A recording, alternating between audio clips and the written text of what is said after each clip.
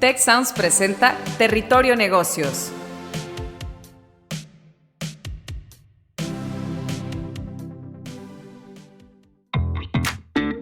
Bienvenidas y bienvenidos a un episodio de Territorio Negocios. Gracias por escucharnos y sumarse a la conversación con el hashtag Territorio Negocios. Mi nombre es Eva María Guerra, directora del MBA EGADE y del EGADE UNC Charlotte MBA in Global Business Strategy, ambos programas de EGADE Business School. Y con mucho gusto, pues en este episodio los estaré acompañando como moderadora de este tema sobre incentivos para emprendedores. Y bueno, para conversar sobre este tema, tenemos como invitados a Guillermo Villegas, cofundador y Chief Marketing Officer de C-Brands. Y de casa, por supuesto, el doctor Cristian Granados, profesor consultor del Departamento de Innovación y Emprendimiento de EGADE Business School. Bienvenidos, Guillermo, bienvenido, Cristian. Y pues bueno, para entrar en materia con este tema de incentivos para emprender o para los emprendedores, pues en la actualidad pareciera que hay múltiples recursos que pueden usar los emprendedores para iniciar su propio negocio desde casa. Hoy se tiene disponible un abanico de herramientas digitales que pueden ayudarlos a poner en práctica, a poner en marcha su idea, su proyecto de negocio. Sin embargo, en México no hemos logrado despegar en temas de sobresalir, digamos, en cuanto a emprendimientos. ¿Qué es lo que estaría limitando este crecimiento de los emprendedores? ¿Será un tema multifactorial? ¿Será acceso a tecnología, financiamiento? ¿No hay políticas de apoyo? Digo, solo por mencionar algunas de las posibles razones. Ustedes son los expertos. No obstante, pues bueno, en este episodio queremos enfocarnos en profundizar sobre los incentivos que existen hoy para los emprendedores en México y pues los que deberían de existir para apoyar en nuestro ecosistema emprendedor. Entonces, empezando, digamos, con una perspectiva macro, ¿qué les parece? Iniciamos por Cristian. México, comparado con otros países de su entorno, ¿tiene un panorama favorable de emprendimiento? ¿Cómo lo ves? ¿Qué tan bien o qué tan mal lo estamos haciendo con respecto a otros países? Hola Eva, un gusto para todos a los que nos están escuchando. La verdad que este tema es muy interesante y no hay que dejarlo como algo anecdótico, ¿no? Como algo, mira qué interesante esto de hablar del emprendimiento, sino que hay que entender que el emprendimiento es uno de los principales factores de crecimiento económico. El emprendimiento es lo que va a hacer que en 10 años muchos de los mexicanos tengamos mejores empleos, mejor calidad de vida.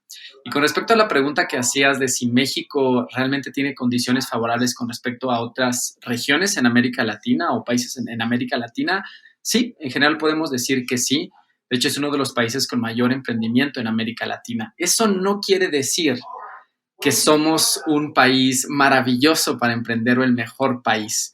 Creo que para entender si en México existen las condiciones favorables, tenemos que entender que el principal factor para que exista, o los principales factores para que exista emprendimiento en el mundo, más allá de las anécdotas que otros puedan decir, sino lo que tenemos como evidencia son las instituciones que le llamamos las instituciones formales y las instituciones informales. Las instituciones formales son aquellas cuestiones más bien sociales o culturales o de creencias que hacen que el emprendimiento realmente sea un factor importante dentro de la sociedad. Por ejemplo, si los mexicanos consideran que es muy riesgoso, si los mexicanos consideran que es una buena opción de carrera de vida, si las familias lo promueven, si dentro de nuestra cultura, por así decirlo, es algo que se impulsa. Esos son los factores, digamos, informales o las instituciones informales. Y las otras les llamamos instituciones formales, que son todas aquellas reglas del juego, las leyes, por así decirlo, la disposición de capital de riesgo, la educación, etcétera, que promueven el emprendimiento. En México, desafortunadamente, ni las instituciones formales ni las instituciones informales promueven el emprendimiento. Solo para darles algún dato, pues en México, por ejemplo, la percepción de que emprender es difícil o es muy riesgoso, pues es muy alta con respecto a otros países de la región. Por ejemplo, en una encuesta, el 40% de los países en América Latina, el 40% de la población de América Latina consideraba que era muy riesgoso y en México es hasta el 60% de la población considera que es muy riesgoso. En México, por ejemplo, aunque sí hay disposición de capital de riesgo cada vez más, Por otra parte, es muy difícil abrir una empresa. Todavía tienes que ir presencialmente, todavía tienes que empezar a pagar de forma muy rápida impuestos y eso limita entonces la capacidad de emprendimiento. Y por otro lado, también la corrupción, que es un factor, digamos, no una institución no formal, pues disminuye drásticamente el emprendimiento. Si tú puedes corromper y con eso, o pagar mordidas y con eso hacerlo más fácil, pues ¿para qué emprender creando algo innovador o creando algo con mayor valor o con mayores posibilidades de crecimiento? Entonces, en general podemos hablar que instituciones formales e informales no muy buenas en México, sin embargo, dentro de la región de América Latina es uno de los países con mayor intención de emprendimiento. Excelente, muchas gracias, Cristian. Qué interesante que en México el 60% cree que emprender es riesgoso. Wow. Y bueno, me llama la atención este punto que comentas sobre el tema de la formalidad, de abrir una empresa, todos los requisitos. Si te parece, pasamos con Guillermo respecto a este tema gubernamental o de trámites. Guillermo, en los últimos años hemos visto cambiar el foco en cuanto a la promoción del emprendimiento por parte de los poderes públicos en México. ¿Hay menos recursos que antes? ¿Consideras que qué tan fácil resulta la cuestión administrativa, legal, de registro de marcas al momento de iniciar un negocio? Esta parte formal que hablaba Cristian. Claro, buenísimo, Eva. Mira, si quieres te cuento también un poco acerca de la experiencia que he vivido yo desde el lado de Cbrands y antes de pasar a la respuesta a tu pregunta o a abordar este tema desde las instituciones gubernamentales, hacerle eco a Cristian en lo que dijo, que estoy completamente de acuerdo, ¿no? Creo que tanto desde las instituciones formales como las informales, México todavía tiene que hacer muchas cosas para impulsar más el emprendimiento. Aunque sí hemos visto cómo ha despegado y cómo desde los últimos años cada vez empiezan a salir más instituciones, más apoyos, se habla más del emprendimiento. Pero bueno, en mi caso particular, incluso cuando le dije a mi familia, recuerdo que iba a emprender, fue un tema casi de desheredarme, ¿no? De decir, ¿cómo vas a dejar un trabajo estable y cómo vas a meter tu patrimonio en una idea? Estás loco. Entonces, se vuelve algo bastante complejo que después podemos tocar. Para darles un poco de contexto, cuando nosotros arrancamos Cbrands, y en ese momento no éramos Cbrands, ¿no? En ese momento éramos Luna, como una marca nueva que además arrancaba prácticamente en canales digitales, nos topamos con varias cosas, ¿no? Lo primero es muchos trámites bastante burocráticos, y la verdad es que fue algo engorrioso para nosotros lograr sacar adelante todos estos trámites. Tienes poca información, un poco entendimiento, y hay muchas cosas que te pueden jugar en contra, ¿no? Vamos desde lo básico, ¿no? Desde hacer la constitución formal de la empresa, tener tu acta constitutiva, protocolizarla, hasta cosas que son más necesarias como los trámites que tienes que hacer ante el SAT. Y algo que para que se den una idea nos jugó bastante en contra por un tema de desinformación y de poco entendimiento, y donde creo que se podría hacer mucho más desde las instituciones gubernamentales para orientar a los emprendedores, fue que nos dimos de alta como una razón social SADCB. Cometimos ese error. A los pocos meses después, cuando decidimos levantar inversión de un fondo de capital privado, un venture capital, lo primero que nos topamos es, oye, tienes que cambiar los estatutos sociales, ¿no? Y tienes que hacer todo un trámite para convertirte en una sociedad promotora de inversión. Y entonces eso tuvo implicaciones de nuevo en los trámites que teníamos que hacer. Y ya cuando entras a los procesos del IMSS y entender las obligaciones que tienes como patrón, lo que implica y todas las responsabilidades que tienes que tomar, y les voy a ser también muy honesto, en ese momento para nosotros, una de las grandes salidas que simplificó mucho la forma, les estoy hablando de 2015, de poder lanzar y abrir la empresa, fue utilizar un esquema de outsourcing. No por un tema de evasión fiscal, ni siquiera, por un tema de simplicidad, de poder salir a reclutar empleados de forma más fácil, hacerlo sin tener que llevar la complejidad de la nómina, los cálculos, las altas, las bajas. Y eso es algo de lo que hoy ya un emprendedor puede darse un lujo nulo, ¿no? Ya no existe por la ley que existe, que bien trae cosas que creo que son bastante buenas en muchos sentidos, pero se olvidan de cómo esto puede impactar a alguien que va arrancando un negocio completamente nuevo y que probablemente necesita más flexibilidad o apoyo para lograrlo. Y como último punto, Eva y Cristian, les comentaría algo que para mí fue impactante, fue la verdad cómo desapareció el INADEM, ¿no?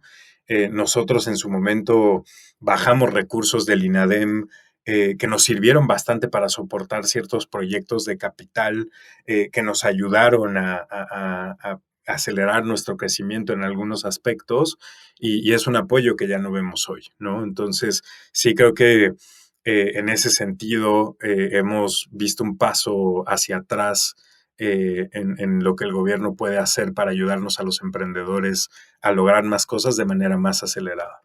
Muchas gracias, Guillermo. Sí, y gracias también por compartirnos tu experiencia y todos estos limitantes a las que te enfrentaste en el proceso de registrar una empresa, no nada más en la parte formal, digamos, sino este tema cultural también, de enfrentar a la familia con esta idea de ser emprendedor. Y bueno, de esto que comentas también del INADEM, del Instituto Nacional del Emprendedor, que bueno, pues ya no tenemos estos apoyos, nos queda claro que ya no los apoyos provienen solamente del gobierno. Y entonces quisiera pasar ahora con Cristian en esta parte del ecosistema emprendedor, otros actores privados que también apoyan a los emprendedores. ¿Qué tipo de incentivos pueden encontrar en estos ecosistemas, digamos, privados? Sí, claro, Eva. Pues la verdad es que como dices, no hay ya tanto desde el sector público, pero creo que desde el sector privado sí ha habido muchos más recursos o incentivos o invitaciones para emprender, ¿no?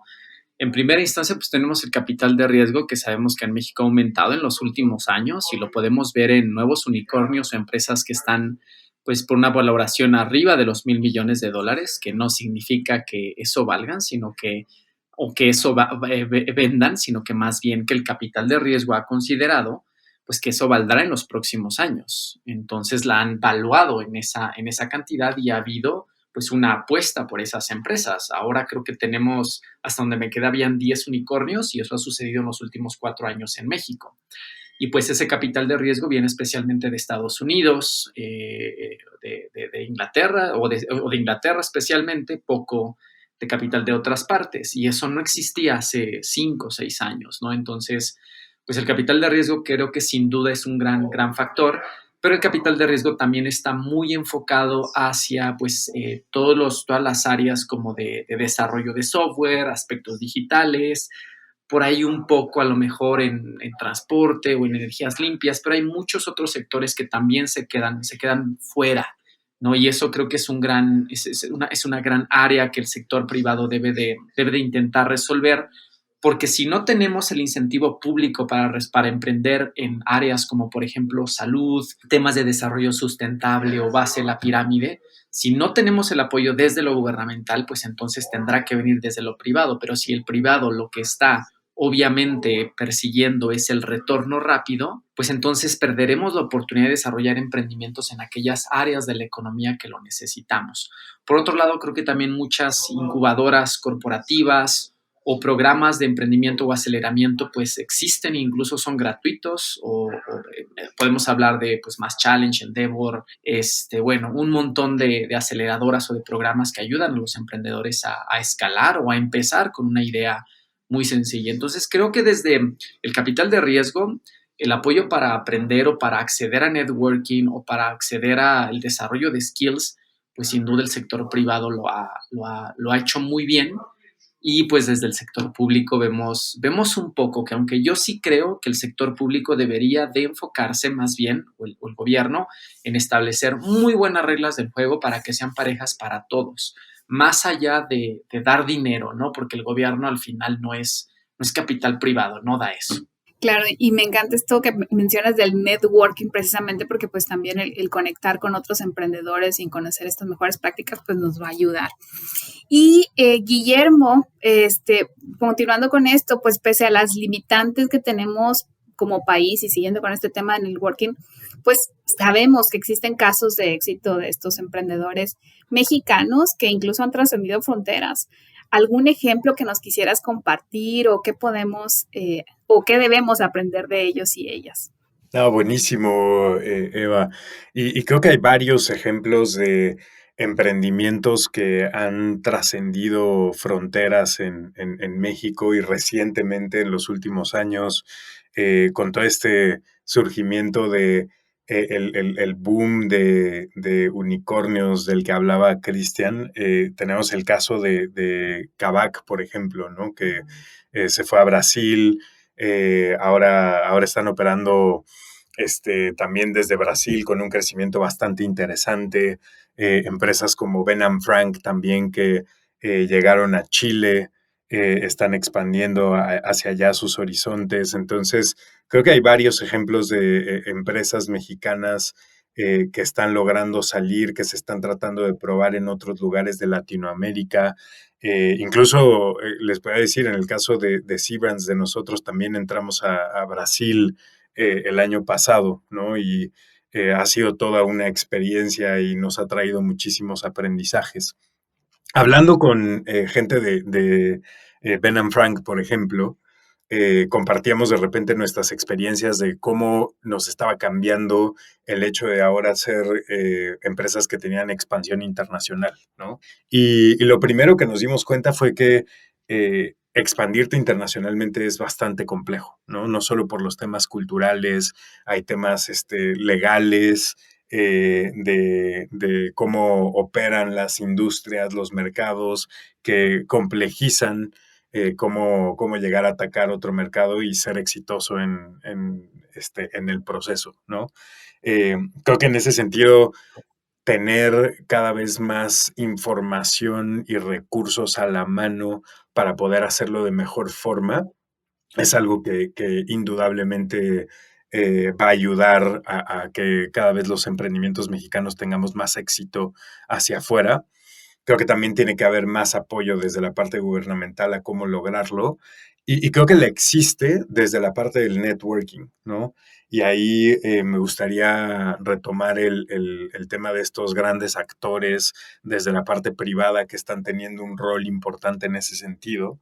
Particularmente nosotros hemos encontrado muchísimo apoyo desde la red de Endeavor, que Endeavor México me parece una organización que ha crecido y se ha desarrollado tremendamente en los últimos años con la cantidad de emprendedores que están apoyando, que ahora son parte de la red, la calidad también de los emprendedores que han llegado. Varias de estas empresas que son unicornios de México pertenecen a la red de Endeavor.